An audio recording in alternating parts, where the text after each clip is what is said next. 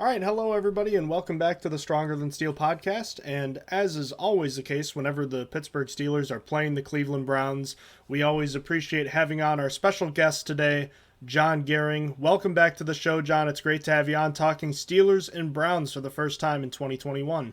Thank you, John. It's so great to be back here, and I'm looking forward to another couple of great matchups this year between our two teams.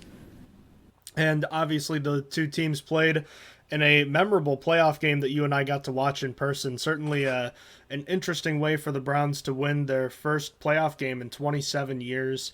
And a game that, even though the score was relatively close at the end of it, it was at one point 35-7 and 28-0 in the first half. So not the close game that I think many people expected, and certainly a surprising blowout win for the Browns, who were able to carry that one more week to a close, tough loss to the Kansas City Chiefs. But the Browns were flying high after a really successful 2020 season. Sky-high expectations were what I was seeing, but you can tell me, Jon, how high were the expectations for this team? I had this team in the Super Bowl this year, so I had high expectations. But you tell me, is that what you saw from Browns Nation, and is that how you felt too? Yeah, actually, maybe not quite the Super Bowl. Just with all the AFC teams this year that look very strong, from, of course, Kansas City, even though they've fallen off a little, to the LA Chargers, to the Buffalo Bills. You know, there's a lot of competition. So whether or not the Browns were to win the AFC, I'm not sure if anyone was really thinking too much about that. But definitely winning the AFC North, it seemed like coming into the year they were the favorites, at least in the Cleveland Browns fan base anyway, and that's abnormal for Browns fans to be so optimistic about their team and have those realistically optimistic expectations. So that absolutely was everyone's thought process coming into the season, that they were the clear favorites in the North, which obviously, as we've seen, some surprising teams have popped up like Baltimore and Cincinnati, and whether or not the Browns are still the favorites in the North, I'm not sure, but it definitely was the expectations coming in, and the season is still young, so we'll see what ends up happening, but definitely it should be a fun race down the stretch. Yeah, as you alluded to, the AFC North currently being battled out between the Baltimore Ravens and Cincinnati Bengals, both at 5-2. Oddly enough, this game, a rematch between two teams that were in the playoffs last year, the loser of this game will be in last place in the division, as surprising as that is. And you just touched on the expectations. I'd say both of these teams currently playing at the very least a little below expectation to this point in the season, given the way that they performed a year ago. The Browns have had a lot of injury problems as of late, most notably Baker Mayfield, who was cleared from, according to Ian Rappaport, officially cleared, given full range of motion, and it will be set to start on Sunday after getting last week's win against the Broncos off, and Case Keenum played in his place. Baker Mayfield's had kind of an up and down career to this point. Jon, can you talk to me a little bit about how he is perceived, in your opinion, kind of where you think he is now compared to where you'd hope he'd be? And I'm sure this injury is impacting him quite a bit. I mean, I give the guy a lot of credit for playing, but at the same time, I'd also be pretty concerned about the fact that he is coming back to play again. Yeah, I think from the perspective of Browns fans, Baker is where we expected him to be this season, as his not-so-young career anymore continues to move on. I feel like he's gotten to that point where he is a serviceable, consistent quarterback who's limited his mistakes and continues to make progress, but that doesn't mean he's where we want him to be. I think Browns fans wanted him to be in that sort of elite class of Mahomes, Allen, Rodgers, Brady. He's not there yet. I don't think he's a top 10 quarterback in this league, but he is at least average, maybe slightly better than average, and he's improved in some of the things that you don't see on paper. He's definitely improved as a leader of this team. He's minimized those mistakes. He's been able to extend plays without being stupid about it and forcing anything and causing throwing interceptions or, losing the ball as his first few games he had like 6 or 7 turnovers. So Mayfield has improved in those ways. He may never be a superstar in the NFL, but he's serviceable, and he can be, as he's shown last season and even so far this year, a playoff winning and potentially Super Bowl quarterback. I mean, if Joe Flacco can win the Super Bowl, I don't see why Baker Mayfield can't. So I'm definitely optimistic about the future with Mayfield at the helm, and what it's really going to come down to is the team around him. Mm-hmm. And the shoulder injury this year seems like quite a bit of a setback for him. Obviously, he's trying to give it a go. Somewhat uneven play since he got injured. The guy's a warrior. How concerned are you about him potentially re-injuring that, not just in this game against Pittsburgh, but down the road? Because it sounds like it's an injury that he's going to be dealing with all season. Well, I'm definitely concerned now, I would say. I think that it's healing well. From all the reports, it appears that his shoulder should be good to go, but I still kind of wonder in the back of my mind, gee, this is kind of soon. I mean, this guy wanted to play on Thursday Night Football against the Broncos, and well before he was ready, very prematurely. And thankfully the medical staff held him out. But it's one of those things where you don't really take his word for it, because Baker is such a competitive guy, and that works in his favor a lot of times. But you're just concerned as a Browns fan, and it's like, while everybody's happy Baker is back this week, it's like, well, if it would take 1 or 2 more weeks with Case Keenum under center taking the snaps to make sure that he was healthy, then we would definitely be okay with that. But in the long run, I'm not too concerned because of the medical staff and the reports coming out that this injury is healing and Baker should be good to go as long as he doesn't re-injure it in the next couple of weeks. That offensive line is going to be tasked with protecting the franchise quarterback, and while they have played well this year, they are also a bit banged up. Jack Conklin, J.C. Treader, and Jedrick Wills all listed on the injury report. None of them have designations, so it looks like they're all going to play and will start in this game, but they're all a bit banged up. This is a unit that played very well in the playoff game against Pittsburgh 8-9 months ago. This is a defensive front for Pittsburgh that's missing a couple key pieces like Stephon Tuitt and Tyson Alualu. Even with the Browns banged up on the offensive line, I would expect that they're going to run the ball as they did against the Broncos and pretty much every team in the league. First in the league in rushing yards per game. That offensive line, even though it's banged up, do you imagine that it should still perform as expected?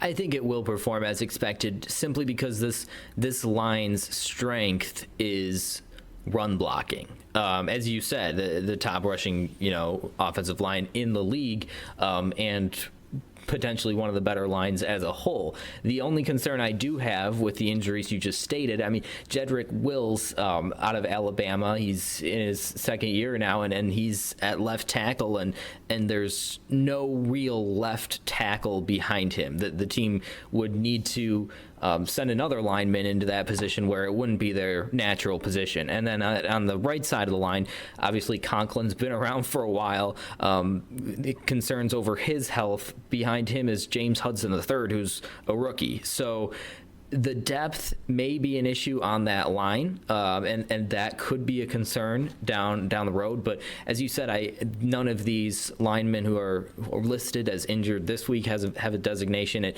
appears that they're going to be good to go, and hopefully they can be able to still be physical enough, as they have been this season so far, to run block well, get ahead of the sticks, not have to worry about dropping back and pass blocking against a really strong Steelers pass rush. So I think as long as they stay ahead of themselves and continue to run block as they have, it shouldn't be a concern at all.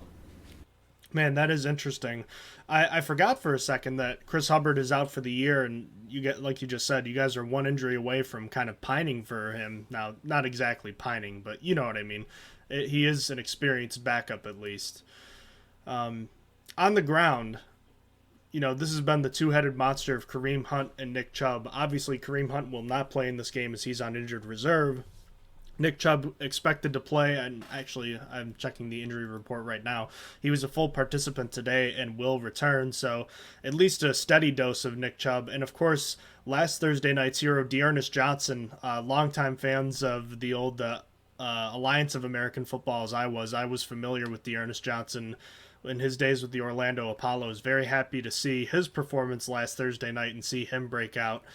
Man, I don't know how the Browns do it. They just find talent at the running back position, and I know it's easy to give credit to the offensive line, and they deserve it, but John, you guys have got some talented running backs, and even minus Kareem Hunt and maybe a Nick Chubb that's not 100%, the Browns have a good situation at running back.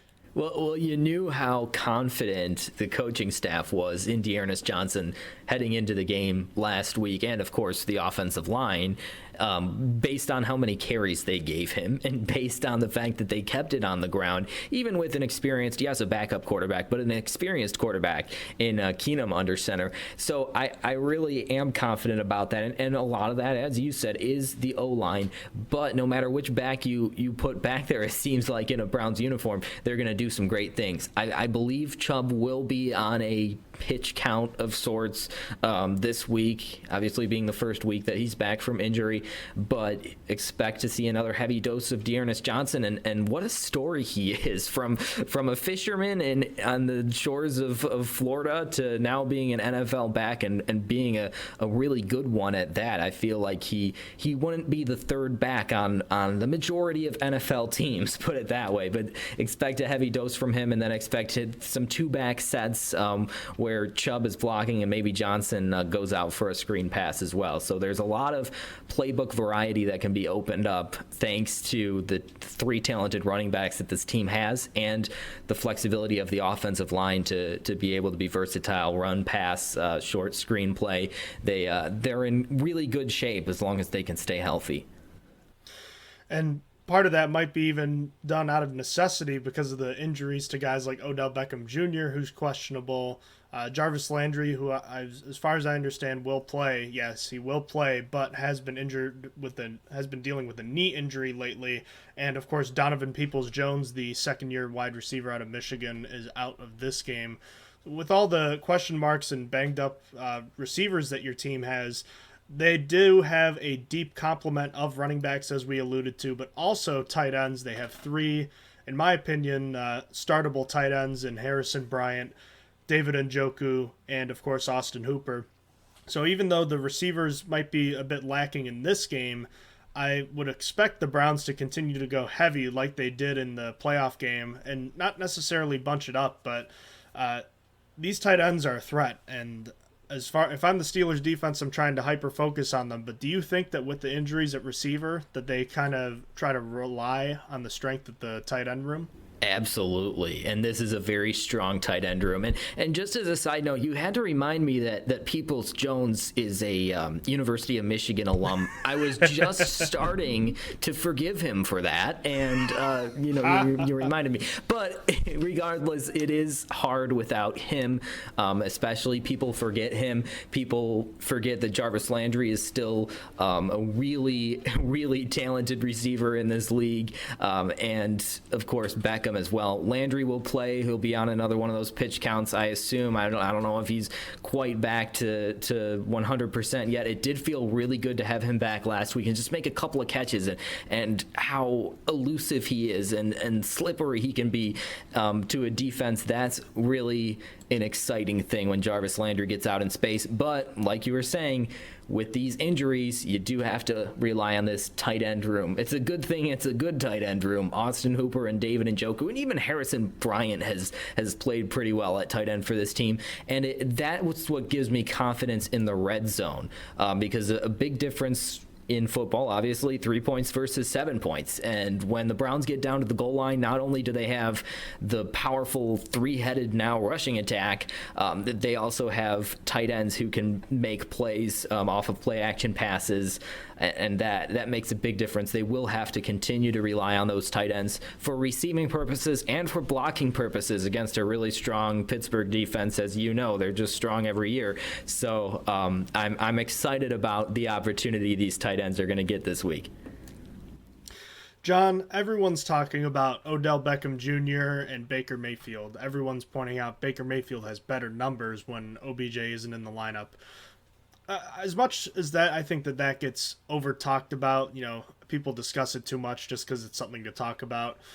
There is something to it at this point, just from the standpoint of Beckham's injury history, anyways. I don't know that it necessarily has much to do with Baker so much as I think it may just have to do with the fact that Beckham Jr. has been hurt for so much of his time in Cleveland. But, I mean, looking back now, his now 3 seasons with the Browns, and I know that he lost part of this season and more than half of last season to injury.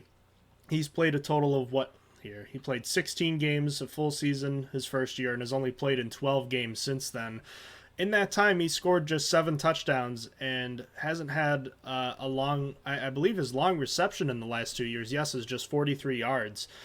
What do you make of the whole struggles that OBJ and Baker Mayfield have had with their connection? Do you think it's just as simple as they just need a little more time, or do you think it really is a situation of they just don't have chemistry?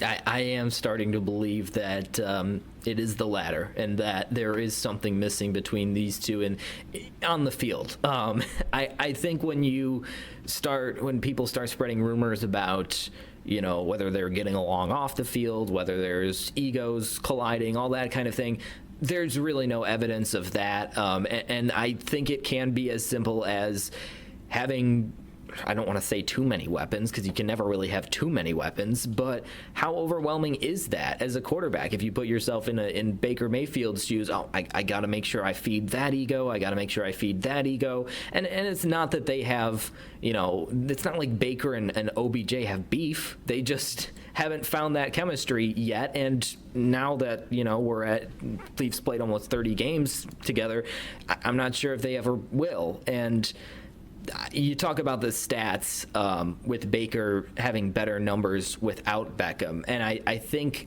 that's because you have a clear number one receiver in Jarvis Landry without Beckham. I feel like teams that have clear number one receivers end up being more consistent on offense than when you have two guys that you gotta end up feeding. With that said, it's always better to have better weapons, though, and I love the speed that OBJ brings, and I hope he can return and potentially, throw some people off with some of these trick plays that they run with him, whether they're double reverses or OBJ actually gets the ball and ends up throwing it down the field. I like that versatility he provides to this offense, but again, yeah, I'm starting as a fan to be skeptical about the Baker OBJ connection. When it comes to this Pittsburgh Steelers defense, John, I know that a lot gets made about guys like TJ Watt and Minka Fitzpatrick, Cameron Hayward. If you had to single out one kind of defensive matchup for the Steelers, I guess, Browns offense v. Steelers defense, what's the one thing you're going to be paying most attention to on Sunday? Well, I don't know if this is the right answer, so to speak. I don't know if the coaches would agree with me, but it's Watt. It's definitely Watt. I think Watt is impossible to miss. He can wreck a game. He can blow up the backfield in any instance. And I think I'm watching him especially because of his pass rushing abilities and because of Baker's injury. That's a concern for me. Is definitely Watt getting into the backfield, and Baker needs to be smart with the ball. And Watt is not only a powerful defender, he's a very fast and elusive defender. So I think him in the backfield, the Browns being able to account for that, because oftentimes you just have a running back who's picking him up, and that's a concern too, with a half injured still maybe kind of Nick Chubb. So I'm just wary of the number of sacks and potential strip sacks or forced interceptions because of the pass rush. Though that's the main thing that's concerning me heading into this matchup. Now, John, I wanted to share something with you that Austin mentioned on our podcast earlier today, actually. According to ESPN pass rushing metrics that use NFL Next Gen stats data, the highest number for pass rush win rate at the edge position in the NFL through Week 7, numbers 2, 3, and 4 are Takaris McKinley, Jadeveon Clowney, and Myles Garrett. TJ Watt is the only person with a higher pass rush win rate than any of those guys. So suffice it to say that the best edge rushers, at least in terms of efficiency this year, are all four of them are going to be playing in this game. Wow, that's fascinating. I would say it's safe to say we're going to have plenty of quarterbacks going down in this game. I feel like this is going to be an interesting matchup with two pretty good offensive lines from my perspective. Pittsburgh doesn't have a bad line either, and correct me if I'm wrong, but against obviously the four very elite pass rushers. So now that we'll kind of switch over to the other side of the ball, John, as far as the Steelers' offensive line goes, I wouldn't call it a horrible liability, but this offensive line features 5 new starters from the one that it had in week 1 last season going into this season. So on the left side, they've had to rely on 4th-round rookie Dan Moore Jr. at left tackle. Left guard is Kevin Dotson, a second-year 4th-round pick. Center is 3rd-round rookie Kendrick Green. Right guard is the longtime veteran Trey Turner, who spent time with the Panthers and Chargers. And at right tackle is Chukwuma Okorafor, who was previously playing, I believe, was supposed to play left tackle, I should say, and was actually starting most of last season at right tackle. But this is a line that's had a lot of changes, John, and I won't lie to you, the first 2 to 3 weeks of the season, it was really, really bad. Now, the last 3 games they've played, they've kind of turned things around. They've run the ball more successfully. They aren't putting up eye-popping numbers. I mean, they still rank, I believe, 28th in the league in rushing yards this year, 29th in rushing yards per game, but the last 3 weeks they've done a much better job of running the ball. Pass blocking has been hit and miss. Ben Roethlisberger has been protecting that line with the fastest release in the NFL once again. So while I wouldn't say that they are the abject disaster that like the Miami Dolphins offensive line is, they are going through growing pains. And let me tell you, I think the biggest mismatch that the Steelers have faced all season is going to be one Myles Garrett on 4th-round rookie Dan Moore. That could be quite a game-changing type of matchup. And I, for one, hope that Moore is up to the task. But a 4th-round rookie on a player like Myles Garrett does not spell anything besides disaster for the Steelers, I would imagine. No, it doesn't. The good news is, I think, for the Steelers, that's an extremely obvious mismatch. And why that's good news is because I think they're going to be ready for that. I think Ben is going to be able to, as you mentioned, that quick release. I think that's a good thing for the Browns, though, because it forces that quick release, right? So while I don't really expect Garrett to have like 4 or 5 sacks, as great as that would be as a Browns fan, he will impact the game even without those sacks, without those turnovers. Then again, he may get a few sacks and totally wreck the game. But I think because that is such a mismatch, that creates opportunities for the Browns secondary to be a little bit more aggressive, knowing that the ball's coming out sooner, and it just ripples. It's a ripple effect, right? And potentially really throws off that Steeler offense, and we'll see how they adjust. One important thing to make sure that's monitored, of course, John, is the health of Takaris McKinley and Jadeveon Clowney. Both are questionable in this game. Neither practiced on Friday. As a matter of fact, Clowney hasn't practiced at all this week, and you almost have to laugh when you look at the injury report just because everyone has, elbow, knee, groin, whatever.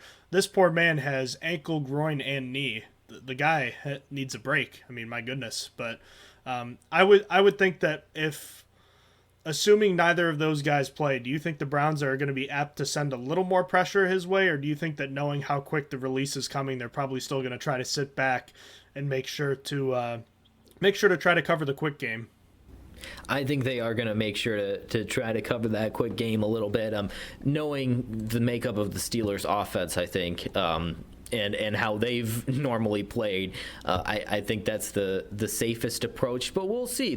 They have been known to dial up some real pressure on on third down, especially this season. So that'll be interesting to see if the Steelers get into third and long situations. I think that's a completely different game, and that's why I feel like this game a lot is going to be determined on first and second down. If Pittsburgh, well, really on both sides, but especially on Pittsburgh's side of the ball, if they can stay ahead of the sticks, they're going to be many times more likely to be successful against this Browns defense, because the Browns will dial it up on third down and long.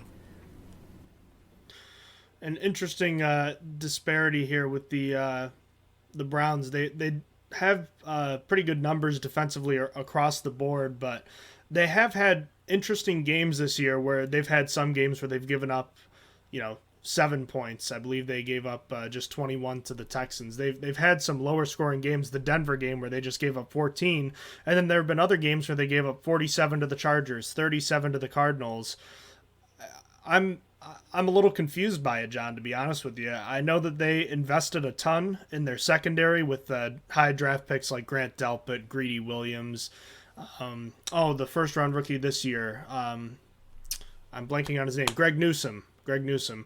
Of course, there's Denzel Ward, who will be missing this game, but traditionally Denzel Ward would be there. And of course, the free agent signings of Troy Hill and John Johnson. But there have been some instances this year where there have been inexplicable coverage busts that have led to massive plays. Is that as simple, do you think, as just a bunch of new faces and they're trying to gel?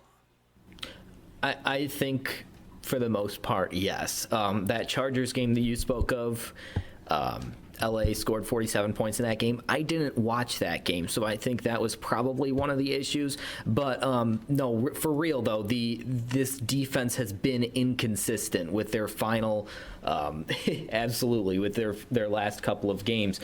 The Cardinals game was just a disaster. Of course, that's a really good team.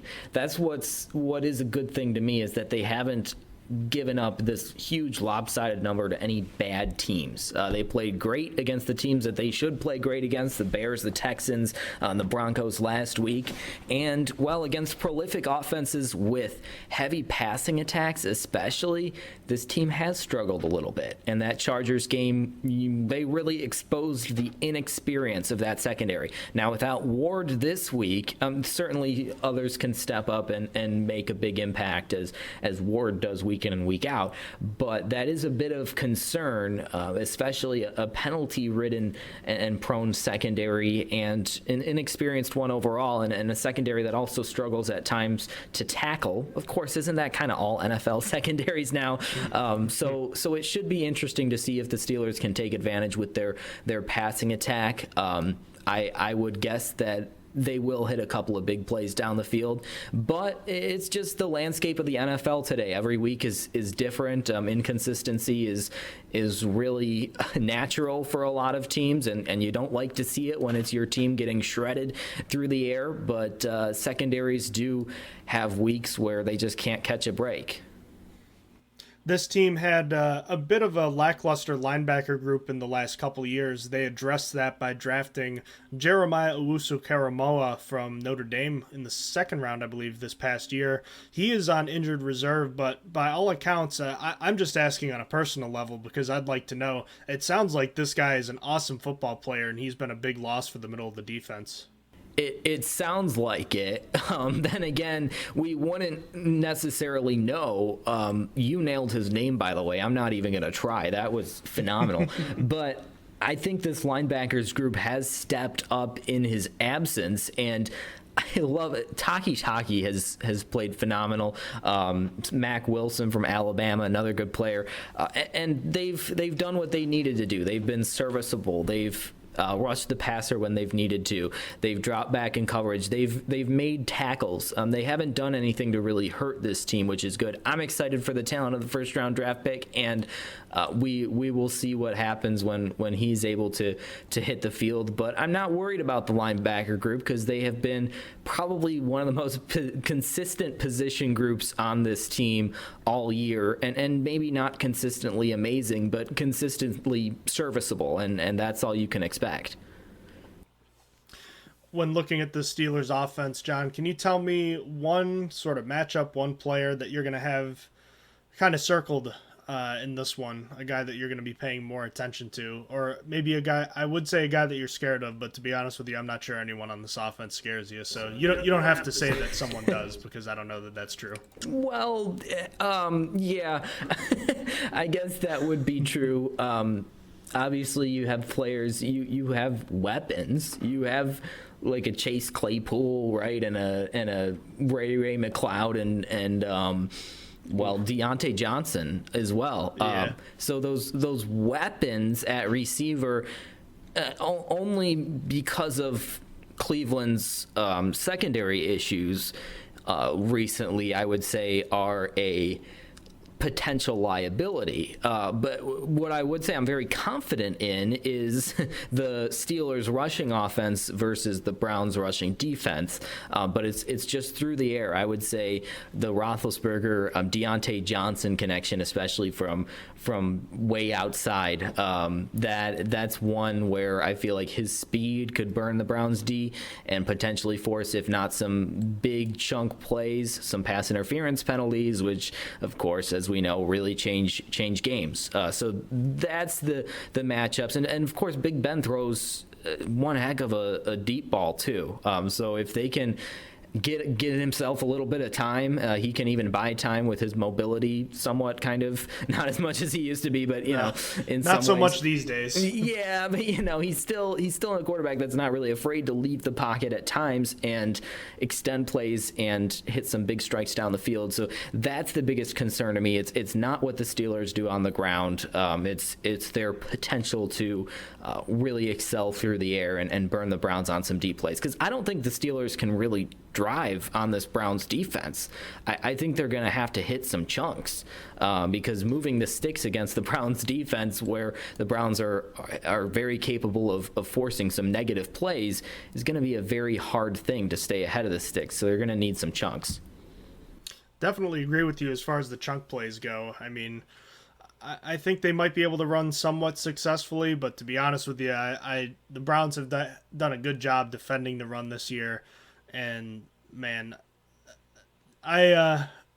watching Ben this year has been at times hard, just because sometimes he'll make those plays, and I think you're talking about some of those deep balls he's hit to Deontay Johnson this year. Sometimes it works, but the problem is there's just not that consistency there that we've been used to seeing in years past. Now, this is I'm going to tell you right now, this is almost assuredly his final game in Cleveland, unless if somehow there's a playoff rematch sometime this year. But I'm telling you right now, this is probably the last time you'll have to see Ben Roethlisberger in Cleveland, in a playing capacity anyways. So, there's that anyways. Yeah, I think you talk about the possibility of a playoff matchup.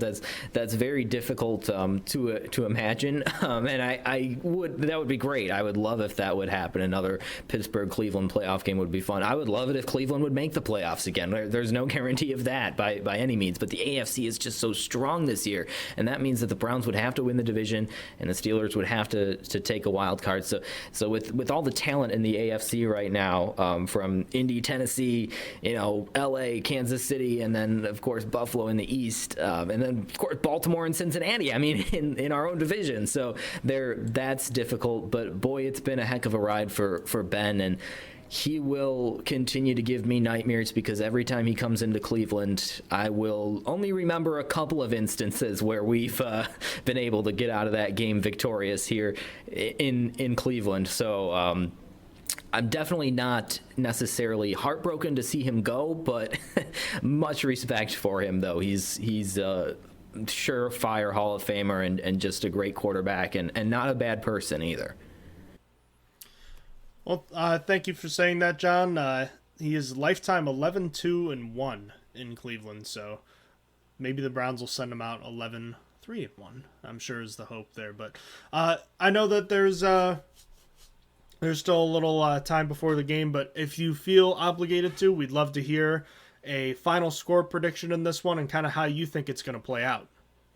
Oh my! Well, I think I was 2 for 2 on your show last year. I'm pretty sure. I believe you were too. Because I picked both home teams because they were too good. Well, no, the game in Pittsburgh was not a good matchup at all. But the Browns really play better at home. We've seen that even this year, with the exception of the Arizona game, the Browns have played really well at home.